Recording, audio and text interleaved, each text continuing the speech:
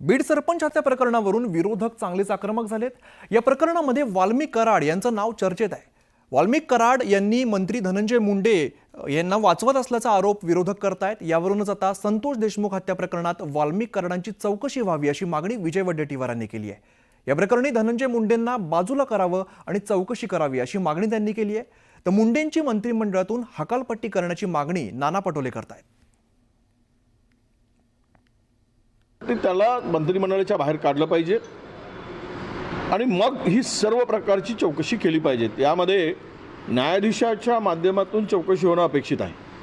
बाकी काय ते CID BID चौकशीला खूप वेळ जातो, त्यातून फार काही आता अनेक CID चौकशी आतापर्यंत एवढ्याच CID चौकशी पेंडिंग आहे, त्याची फलश्रुती काही नाही आहे। त्यामुळे आमचं स्पष्ट सरकारकडे मागणी आहे, शासनाकडे, की देवेंद्रजींनी या संदर्भात आमच्या धनंजयला बाजूला करावं आणि निपक्ष चौकशी करावी। दूध का दूध पाणी का पाणी, तुम्हाला लगेच दिसतील रिझल्ट।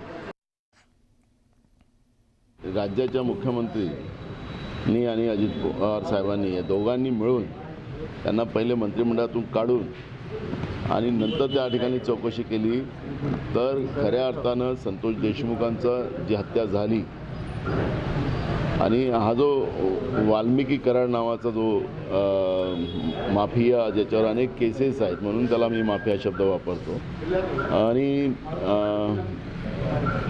त्यामुळे या सगळ्या प्रकरणामध्ये निष्पक्ष चौकशी व्हावी। तर रविवारी अख्खं ठाकरे कुटुंब एका सोहळ्याच्या निमित्ताने एकत्र आलं।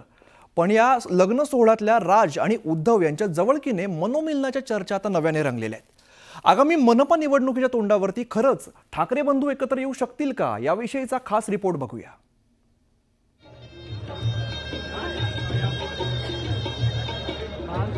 ठाकरे बंधूंच्या या कौटुंबिक आणि प्रेमळ दृश्यांनी पुन्हा एकदा त्यांच्या मनोमिलनाच्या चर्चांनी जोर धरला। लग्न होतं राज ठाकरेंची बहीण जय जयवंती यांचा मुलगा यश देशपांडेंचं। विशेष म्हणजे भाचा यशच्या लग्नाला दोनही मामा राज आणि उद्धव ठाकरे एकाच मंडपात आले। या दोघांच्याही भेटीत न कोणता उघडलेपणा दिसला, न कोणतीही कटुता। आणि हीच दृश्य जुन्या शिवसैनिकांच्या मनाला स्पर्शून गेली आणि पुन्हा चर्चा रंगली ठाकरे बंधू एकत्र येण्याची। काल दोन भाऊ एकत्र आले तर नक्कीच महाराष्ट्राला आनंद होतो। ठाकरे कुटुंबावर महाराष्ट्राचं जीवापाड प्रेम आहे, एक लक्षात घ्या। ठाकरे कुटुंबाचं या महाराष्ट्राशी एक नातं आहे, आणि कोणत्याही ठाकरेंकडे साधारण त्याच दृष्टीनं मराठी माणूस पाहतो। गेल्या जवळपास 10 दिवसात महाराष्ट्राला दुसऱ्यांदा ठाकरेंचं कौटुंबिक मिलन दिसलं। गेल्याच आठवड्यात रश्मी ठाकरेंचे बंधू श्रीधर पाटणकरांच्या मुलाच्या लग्नाला राज ठाकरेंनी आवर्जून हजेरी लावून त्यांचं स्वागत स्वतः रश्मी ठाकरेंनी केलं। या सोहळ्याचे हसरे फोटो कमालीचे चर्चेत होते आणि रविवारच्या लग्न सोहळ्यात तर हास्य विनोदात रमलेले ठाकरे बंधू पॉलिटिकल सेंटर ऑफ अट्रॅक्शन बनले। पण कौटुंबिक भेटीमुळे ठाकरेंच्या एकत्र येण्याच्या चर्चा पोकळ असल्याचा दावा शिंदेंच्या शिवसेनेनं केलाय।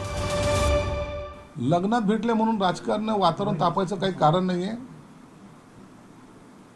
जर तसं करायचं असतं तर त्यांनी विधानसभेच्या वेळेला केलं असतं।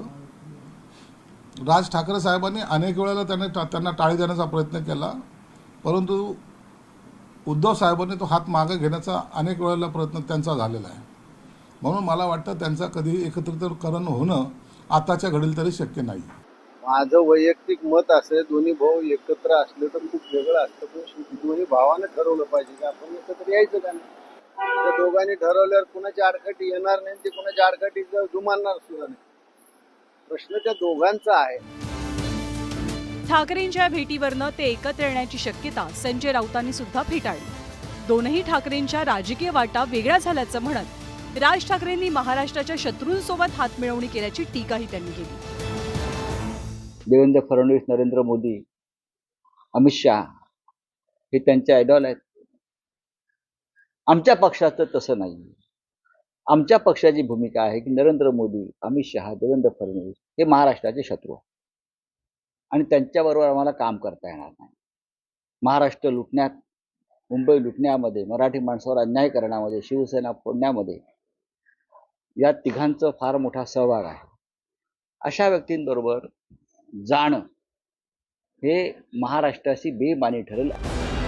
राज आणि उद्धव ठाकरेंचे एकत्र येणं त्यांच्या चाहत्यांच्या मनातला हळवा कोपरा आहे. विधानसभेत दोनही ठाकरेंना अपेक्षित यश मिळालं नाही. दोघाही भावांनी एकमेकांच्या मुलांविरोधात विधानसभेच्या निवडणुकीत उमेदवार उभे केले. दोनही भावांचे राजकीय मित्र बदलले.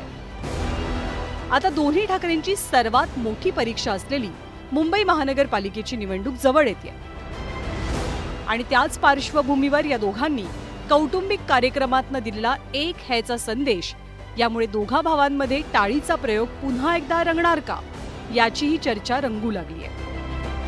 Bureau report, news 18 Lokmat.